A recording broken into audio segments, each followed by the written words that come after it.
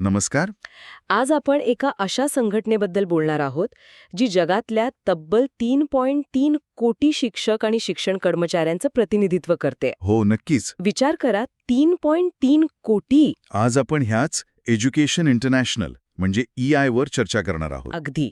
आपण आज EI म्हणजे काय, तिचा इतिहास काय आहे, तिची उद्दिष्टे काय आहेत आणि तिची भूमिका काय आहे यावर सविस्तर बोलूया. आपल्याकडे जी माहिती आहे त्याच्या आधारावर आपण हे सगळं समजून घेऊ. आणि हो, आंतरराष्ट्रीय शिक्षण म्हटल्यावर अनेक संस्थांची नावं येतात. हं? तर EI त्यापेक्षा कशी वेगळी आहे हे पण पाहू. बरोबर. तर मग सुरुवात करूया.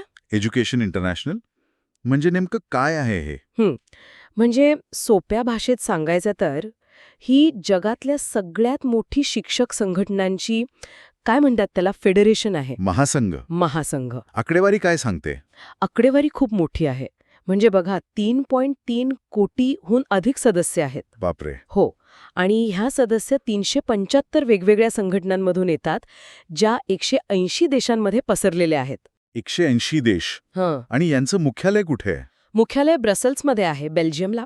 आणि त्यांची आफ्रिका, आशिया पॅसिफिक, युरोप, लॅटिन अमेरिका, उत्तर अमेरिका आणि कॅरिबियन इथे प्रादेशिक कार्यालय पण आहेत. ओके. म्हणजे जाळं बरंच मोठं आहे. पण ही फक्त एक संघटना आहे की अजून काही वेगळं स्वरूप आहे हिचं? ही एक आंतरराष्ट्रीय अशासकीय संस्था आहे, म्हणजे NGO. अच्छा, NGO. हो. म्हणजे यात कसं असतं की विविध देशांमधले खासगी गट किंवा व्यक्ती एकत्र येतात आणि काही विशिष्ट ध्येय साधण्यासाठी काम करतात. आणि EIची ध्येय काय आहेत मग? EIचा मुख्य भर आहे शिक्षकांचे हक्क, त्यांचा व्यावसायिक दर्जा सुधारणं, सामाजिक न्याय प्रस्थापित करणं आणि शिक्षणात मानवाधिकारांचं रक्षण करणं. पण इथे एक गोष्ट लक्षात घेणं खूप महत्वाचं आहे. कोणती? की EI सारख्या संस्था धोरणांना दिशा देऊ शकतात, हो की नाही? सरकारवर दबाव आणू शकतात, आवाज उठवू शकतात. बरोबर. पण कायदे लागू करण्याची शक्ती त्यांच्याकडे नसते. त्यासाठी त्यांना शेवटी त्या देशाच्या सरकारवरच अवलंबून राहावं लागतं. अच्छा, म्हणजे ते स्वतः कायदे नाही बनवू शकत? नाही, बरोबर.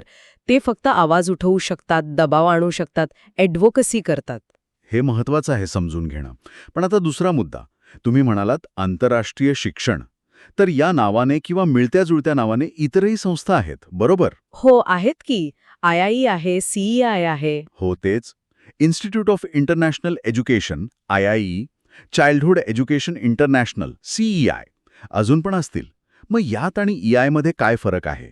कारण नावामुळे गोंधळ होऊ शकतो, नाही का? अगदी बरोबर. गोंधळ होऊ शकतो, कारण सगळ्यांच्या नावात इंटरनॅशनल एज्युकेशन वगैरे आहे. पण त्यांची उद्दिष्टे खूप वेगळी आहेत, माहितीये का? अच्छा, कशी? आता बघा, थोडक्यात सांगते. IIE जी आहे, म्हणजे इन्स्टिट्यूट ऑफ इंटरनॅशनल एज्युकेशन, ती मुख्यतः शैक्षणिक आणि सांस्कृतिक देवाणघेवाण म्हणजे एक्सचेंज प्रोग्राम्स यावर काम करते. उदाहरणार्थ, अमेरिकेचा जो फुलब्राईट कार्यक्रम आहे ना, तो IIE चालवते. ओके, म्हणजे देवाणघेवाण. आणि CEI, चाइल्डहुड एज्युकेशन इंटरनॅशनल, नावातच आहे. ती लहान मुलांच्या शिक्षणाची गुणवत्ता आणि विकास यावर लक्ष केंद्रित करते. 1892ची जुनी संस्था आहे ही. बापरे, खूपच जुनी. हो. मग आहे IEFG, म्हणजे इंटरनॅशनल एज्युकेशन फंडर्स ग्रुप. हा तर खासगी देणगीदार आणि निधी पुरवणाऱ्या संस्थांचा गट आहे. अच्छा, म्हणजे हे फक्त पैसे देणारे लोक? हो, बेसिकली. आणि अजून एक महत्वाची आहे GPE, global partnership for education. GPE. ही कमी उत्पन्न असलेल्या देशांमधल्या शिक्षण व्यवस्था सुधारण्यासाठी निधी पुरवते. आणि त्यात सरकार, इतर संस्था, खासगी क्षेत्र अशा अनेक भागीदारांना एकत्र आणते. ओके, म्हणजे ह्या सगळ्या पार्श्वभूमीवर EIचं वेगळं पण काय? EIचं वेगळेपण हे आहे की ती प्रामुख्याने शिक्षकांच्या हक्कांसाठी लढणारी कामगार संघटनांची महासंघ आहे. तिचा फोकस शिक्षक हक्क, कामाची स्थिती, वेतन आणि सार्वजनिक शिक्षण प्रणालीवर आहे. समजलं.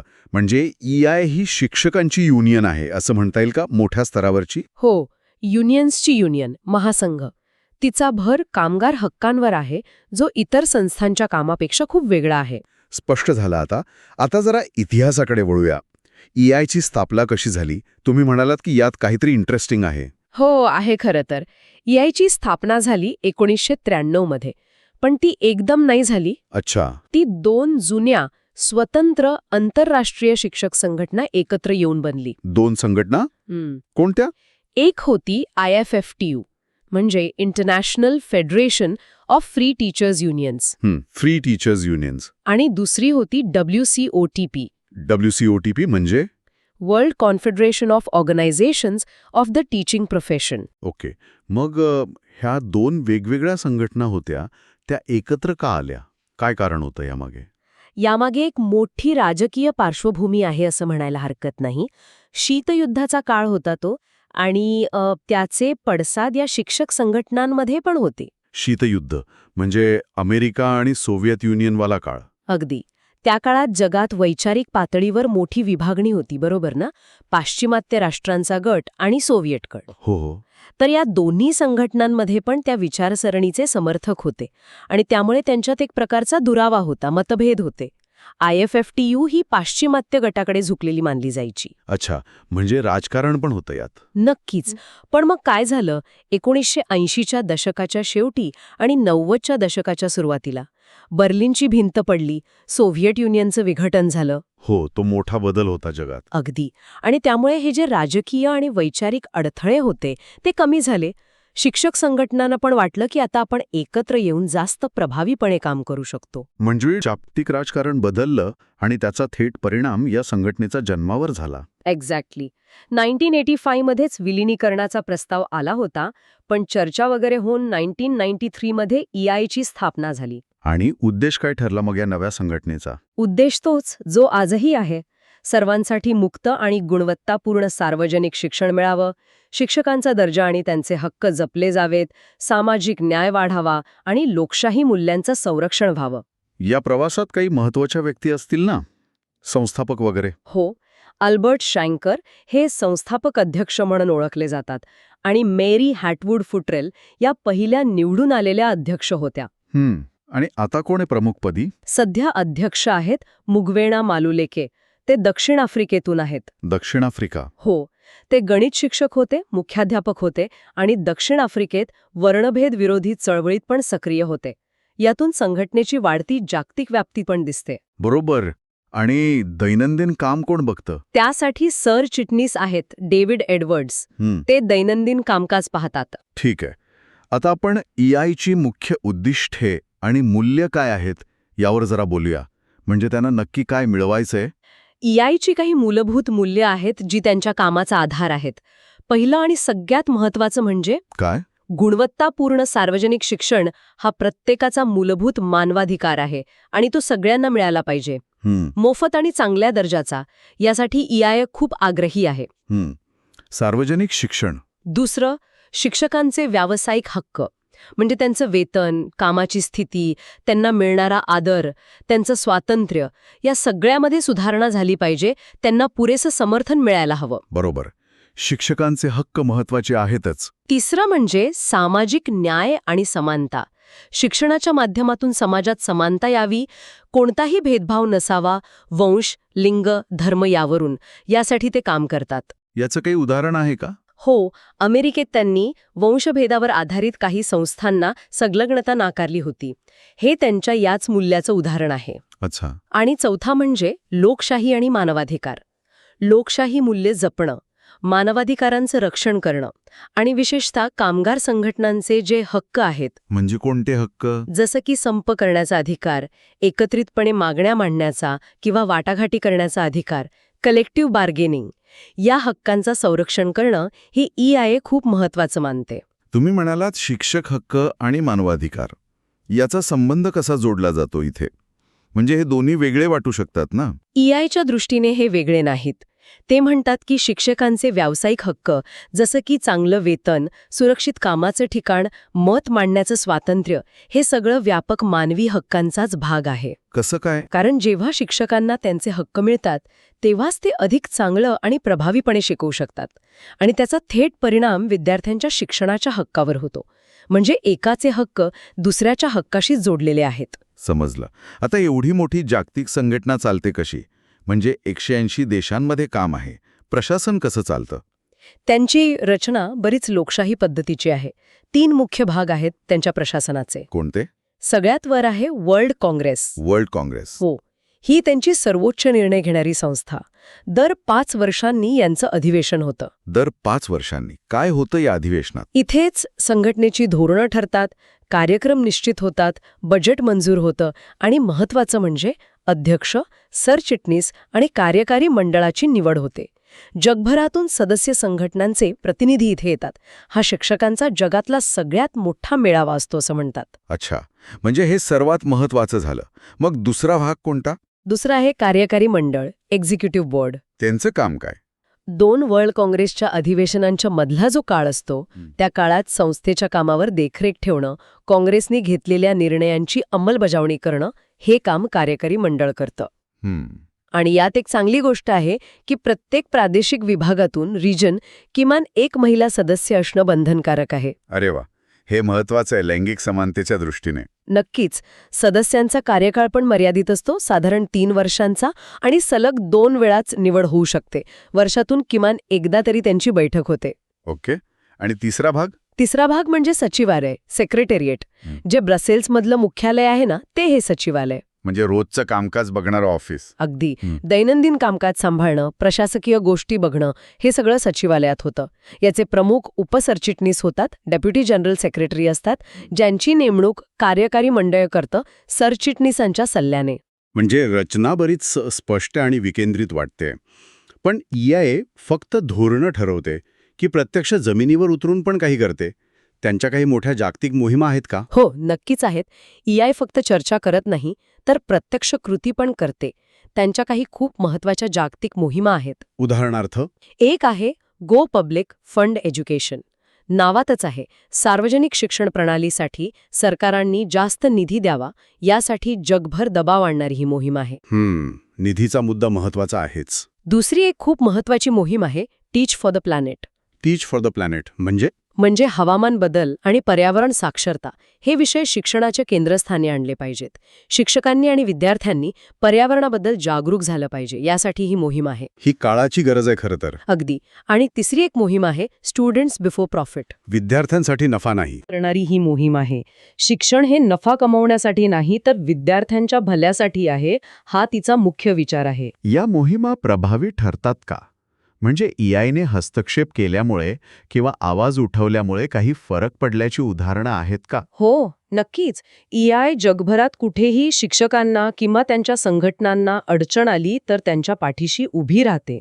अनेक उदाहरणं आहेत. सांगा ना काही. जसं की अर्जेंटिनामध्ये शिक्षकांचे संप करण्याचे आणि सामूहिक वाटाघाटीचे अधिकार धोक्यात आले होते. तेव्हा EIने जागतिक पातळीवर आवाज उठवला, सरकारला पत्र पाठवली, आंतरराष्ट्रीय संस्थांपर्यंत विषय नेला. अच्छा. किंवा पॅलेस्टाईनसारखा संघर्षग्रस्त भाग घ्या. गाझा, वेस्ट बँक, इथे शिक्षकांना अनेक महिने वेतन मिळत नाही. ते धोकादायक परिस्थितीत काम करतात. EI सातत्याने त्यांच्यासाठी मदतीचं आवाहन करते, त्यांना नैतिक पाठिंबा देते. अगदी 2024 मध्ये तिथल्या एका महिला कार्यकर्तीला अटक झाली होती, तिच्या सुटकेसाठी पण EIने मागणी केली होती. म्हणजे जिथे संघर्ष आहे तिथेही ते लक्ष देतात. हो. तसंच तुर्कीमध्ये युनियन नेत्यांना नजरकैदेत ठेवलं होतं, त्याचा निषेध केला. जॉर्डनमध्ये सरकारनं शिक्षक संघटनाच विसर्जित करायचा प्रयत्न केला, त्याला विरोध केला. कोलंबियामध्ये तर शिक्षकांना आणि युनियन नेत्यांना जीवे मारण्याच्या धमक्या मिळतात, त्याविरोधात पण EIने मोहीम चालवली आहे. अरे बापरे. अगदी न्यूझीलंडसारख्या विकसित देशात सुद्धा जेव्हा सरकारनं बाल शिक्षणाचे नियम शिथिल करायचा निर्णय घेतला, तेव्हा तिथल्या स्थानिक संघटनेनं विरोध केला आणि EIने त्यांना जागतिक पातळीवर पाठिंबा दिला. म्हणजे फक्त विकसनशील देश नाही तर सगळीकडेच ते सक्रिय आहेत. हो. जिथे कुठे सदस्य संघटनेला गरज भासेल तिथे EI आपली ताकद उभी करते. ही एकजुटीची शक्ती आहे त्यांची. हे प्रभावी आहे, पण हे सगळं एकट्याने करणं शक्य नाही. EIला कुणाकुणाची मदत मिळते? त्यांचे आंतरराष्ट्रीय भागीदार कोण आहेत? अगदी बरोबर. आंतरराष्ट्रीय स्तरावर त्यांचे अनेक महत्त्वाचे भागीदार आहेत. सगळ्यात महत्त्वाचं म्हणजे संयुक्त राष्ट्रांच्या संस्था. UN agencies. कोणत्या? युनेस्को म्हणजे शिक्षण, विज्ञान आणि संस्कृतीसाठी काम करणारी संस्था, आणि ILO म्हणजे आंतरराष्ट्रीय कामगार संघटना. या दोन्हींसोबत EIचे औपचारिक सल्लागार संबंध आहेत. म्हणजे धोरणं ठरवताना EIचं मत विचारात घेतलं जातं. अच्छा. इतकंच नाही तर UNची जी आर्थिक आणि सामाजिक परिषद आहे इकोसॉक, तिथेही EIला सल्लागार म्हणून दर्जा आहे. म्हणजे UN मध्ये त्यांचं वजन आहे. हो, आणि युनेस्को ILOने मिळून शिक्षकांच्या स्थितीबद्दल स्टेटस ऑफ टीचर्स 1966 साली एक खूप महत्वाची शिफारस केली होती. नंतर 1997 मध्ये उच्च शिक्षणासाठी पण केली. या शिफारशी म्हणजे शिक्षकांचे हक्कांसाठी एक प्रकारचा जागतिक मापदंड आहेत. त्या जगभर लागू व्हाव्यात यासाठी EI या दोन्ही संस्थांसोबत सतत काम करत असते. ओके, अजून कोण भागीदार आहेत? आपण जो जागतिक शिक्षक दिन साजरा करतो 5 ऑक्टोबरला, हो. त्याची सुरुवात EIने युनेस्को सोबत मिळूनच केली होती. अरे वा, ही माहिती नव्हती. हो, आणि अलीकडे जगात शिक्षकांची जी मोठी कमतरता जाणवतीये त्यावर उपाय शोधण्यासाठी UNने एक उच्चस्तरीय पॅनेल नेमलं होतं. त्यात EI खूप सक्रिय होती. त्यांनी 59 शिफारशी तयार करायला मदत केली. नुसती मदत केली की पुढे पण काही केलं? नाही, पुढे पण त्या शिफारशी सदस्य देशांमध्ये कशा लागू करता येतील यासाठी त्यांनी सदस्य संघटनांसाठी एक ॲडव्होकेसी टूलकिट पण तयार केलं. म्हणजे फक्त शिफारस करून थांबले नाहीत, तर ती प्रत्यक्षात कशी आणायची यासाठी पण मदत केली. म्हणजे धोरण ठरवण्यापासून ते अंमलबजावणीपर्यंत सगळ्यात सहभाग आहे. बरोबर. याशिवाय OECD आहे, आर्थिक सहकार्य आणि विकास संघटना, त्यांच्यासोबत मिळून ते दरवर्षी international summit on the teaching profession आयोजित करतात. GPEमध्ये ते भागीदार आहेत, तिथे शिक्षकांची बाजू मांडतात. आणि अगदी WHO म्हणजे जागतिक आरोग्य संघटना, त्यांच्या प्रमुखांनी पण EIच्या काही कार्यक्रमांना पाठिंबा दिला आहे. म्हणजे भागीदारीचं जाळं पण मोठं आहे. आता जरा आपल्या देशाकडे येऊया. EIचा भारताशी काय संबंध आहे? भारतातल्या कोणत्या संघटना EIशी जोडलेल्या आहेत? हो, भारतात EIशी 4 प्रमुख राष्ट्रीय स्तरावरील शिक्षक संघटना संलग्न आहेत. 4 कोणत्या? AIFPA म्हणजे all India federation of educational association, हां, AIFTO म्हणजे all India federation of teachers organisations, okay. AIPTF म्हणजे all India primary teachers federation, ही प्राथमिक शिक्षकांची संघटना, आणि चौथी? AISTF म्हणजे all India secondary teachers federation, ही माध्यमिक शिक्षकांसाठी. अच्छा, म्हणजे प्राथमिक आणि माध्यमिक दोन्ही स्तरावरच्या संघटना आहेत. हो, या 4 मुख्य राष्ट्रीय संघटना आहेत ज्या EIच्या सदस्य आहेत.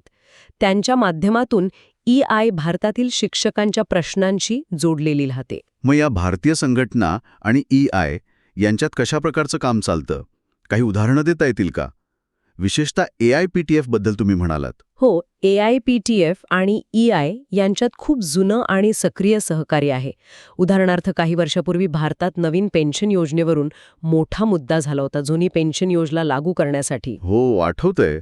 मोठा लढा होता तो. अगदी. तर AIPTFने इतर सरकारी कर्मचाऱ्यांच्या संघटनांसोबत मिळून जी देशव्यापी मोहीम चालवली तिला EIचा पाठिंबा होता.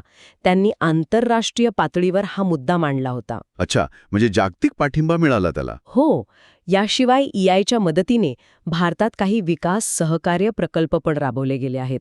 कसे प्रकल्प? जसं की शिक्षकांसाठी व्यावसायिक विकास कार्यक्रम, म्हणजे त्यांची शिकवण्याची कौशल्य वाढवण्यासाठी ट्रेनिंग वगैरे. महिला शिक्षकांसाठी शिष्यवृत्तीचे कार्यक्रम चालवले गेले, ज्यात AIPTF यजमान संस्था होती. सदस्यांना संघटनेच्या कामाबद्दल, त्यांच्या हक्कांसाठी कसं लढायचं याबद्दल शिक्षण देणारे प्रकल्प पण झाले. ओके. आणि आता डिजिटल युगात उत्तर प्रदेशातल्या शिक्षक संघटनांनी त्यांच्या कामात सुधारणा करण्यासाठी, सदस्यांशी जोडले जाण्यासाठी डिजिटल तंत्रज्ञान वापरायला सुरुवात केली आहे. त्याला पण EIकडून मार्गदर्शन आणि प्रोत्साहन मिळालंय. म्हणजे स्थानिक पातळीवरच्या कामाला जागतिक अनुभवाची आणि संसाधनांची जोड मिळते. अगदी. स्थानिक प्रश्नांना जागतिक व्यासपीठ मिळतं आणि जागतिक ट्रेंड्सची माहिती स्थानिक पातळीवर पोहोचते. हे महत्वाचं आहे. आता EI जे काही संशोधन करते, विश्लेषण करते, ते लोकांपर्यंत कसं पोहोचवतं? त्यांची काही पुस्तकं, अहवाल वगैरे प्रकाशित होतात का? हो, होतात ना.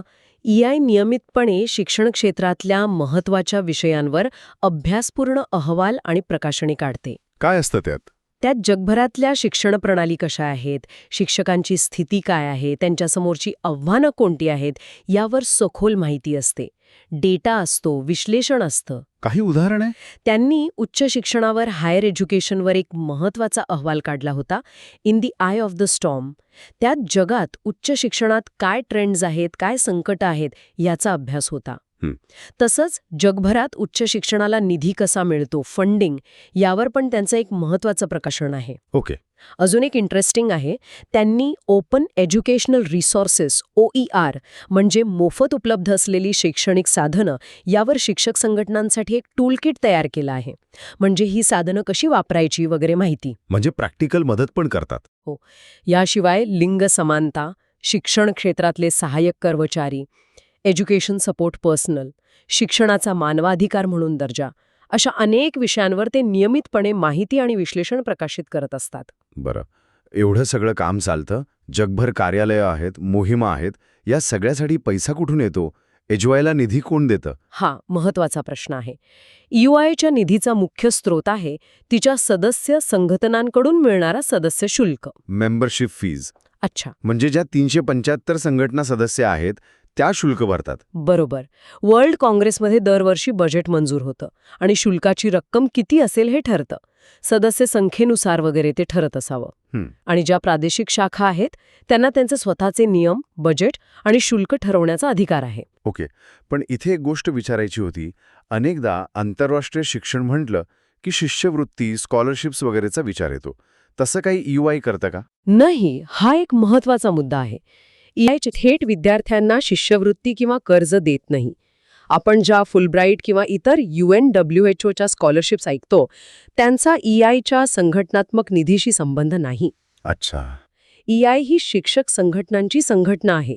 तिचा निधी हा त्या सदस्य संघटनांच्या योगदानातून येतो, जेणेकरून ती शिक्षकांच्या हक्कांसाठी काम करू शकेल. कामगार संघटनांचं सदस्य शुल्क कसं असतं तसं हे आहे. स्पष्ट झालं. चला तर मग आजच्या चर्चेचा शेवट करताना महत्त्वाचे मुद्दे पुन्हा एकदा बघूया. हो. एज्युकेशन इंटरनॅशनल म्हणजे EI ही जगातली 3.3 कोटी शिक्षक आणि शिक्षण कर्मचाऱ्यांचं प्रतिनिधित्व करणारी सर्वात मोठी शिक्षक संघटनांची महासंघ आहे. बरोबर. तिचा मुख्य भर शिक्षकांचे हक्क, गुणवत्तापूर्ण सार्वजनिक शिक्षण आणि सामाजिक न्यायावर आहे. आणि ती आंतरराष्ट्रीय शिक्षण क्षेत्रातल्या इतर संस्थांपेक्षा वेगळी आहे, कारण ती एक कामगार संघटनांची महासंघ आहे. अगदी. आपण तिचा रंजक इतिहास पाहिला, जो शीतयुद्धाच्या समाप्तीशी जोडलेला आहे. तिची लोकशाही रचना समजून घेतली. वर्ल्ड काँग्रेस, कार्यकारिणी मंडळ, सचिवालय. तिच्या जागतिक मोहिमांबद्दल बोललो, जसं की शिक्षणासाठी जास्त निधी, पर्यावरणासाठी शिक्षण आणि शिक्षणाच्या व्यापारीकरणाला विरोध. आणि तिच्या आंतरराष्ट्रीय भागीदाऱ्या जसे की युनेस्को, ILO सोबतचं काम आणि भारतातल्या AIFEA, AIFTO, AIPTF, AISTF या संलग्न संघटनांबद्दल पण आपण बोललो. बरोबर. आज आपण जे काही बोललो त्यावरून एक गोष्ट स्पष्ट होते की EIचा भर हा शिक्षकांचे हक्क आणि सार्वजनिक शिक्षणासाठी निधी मिळवण्यावर आहे. आणि सध्या आव्हानं पण मोठी आहेत. शिक्षणाचं व्यापारीकरण वाढतंय, जगात शिक्षकांची कमतरता आहे. हो, आव्हानं आहेतच. तर ह्या सगळ्या पार्श्वभूमीवर एक विचार मनात येतो. भविष्याचा विचार केला तर जागतिक स्तरावर शिक्षक संघटनांसमोर पुढचं मोठं आव्हान काय असेल? काय असू शकतं? कदाचित शिक्षणात कृत्रिम बुद्धिमत्तेचा जो वापर वाढतोय त्याचे परिणाम कसे हाताळायचे, त्याचे फायदे तोटे काय, हे एक मोठं आव्हान असू शकतं. हो, AIचा मुद्दा मोठा आहे. किंवा मग हवामान बदलाचं संकट दिवसेंदिवस गंभीर होतंय, त्याबद्दलचं शिक्षण खऱ्या अर्थानं सगळ्यांपर्यंत कसं पोचवायचं, ते अभ्यासक्रमाचा अविभाज्य भाग कसं बनवायचं, हे पण एक आव्हान आहे. बरोबर. किंवा खाजगीकरणाचा जोर वाढतच चाललाय अनेक देशांमध्ये, त्याला अधिक संघटितपणे आणि प्रभावीपणे कसा विरोध करायचा, हा पण एक मोठा प्रश्न आहेच. निश्चितच. अनेक नवी आव्हानं आहेत आणि EI व तिच्या सदस्य संघटना त्यांना कशा सामोरं जातात हे पाहणं महत्त्वाचं ठरेल. आजची ही सविस्तर चर्चा इथेच थांबूया. हो.